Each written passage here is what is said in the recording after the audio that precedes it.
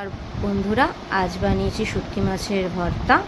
তার জন্য লাগবে শুটকি মাছ বাটা, পেঁয়াজ কুচি, রসুন বাটা, লঙ্কা বাটা আর শুটকি মাছ বাটা তো থাকবেই, জানেনই। কড়াইতে তেল গরম করে তাতে পেঁয়াজ কুচি দিয়ে ভালো করে নাড়াচাড়া করে একটু যখন বাদামি রং বা লালচে রং হয়ে আসবে সেই সময় দেবেন রসুন বাটা, লঙ্কা বাটা।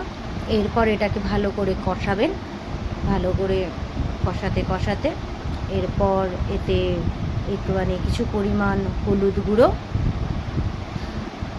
দিয়ে আবার এটাকে কষাতে থাকবেন, ভালো করে কষাবেন। কষানো হয়ে গেলে আবার এতে দেবেন লঙ্কার গুঁড়ো। আপনারা যেরকম ঝাল খান সেই ঝাল মতো লঙ্কার গুঁড়ো দিয়ে দেবেন।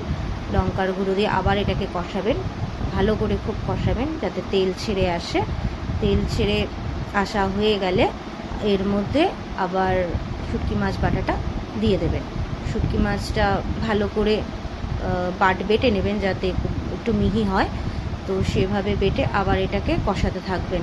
কষাতে যখন দেখবেন তেল ছেড়ে এসেছে, তো অলমোস্ট রেডি শুটকি মাছ ভর্তা। তো আপনারাই দেখে বলুন কেমন হয়েছে। বাঙালরা এর স্বাদ খুব ভালো করে জানে, তো আপনারা বাড়িতে একবার ট্রাই করে দেখতে পারেন। টাটা।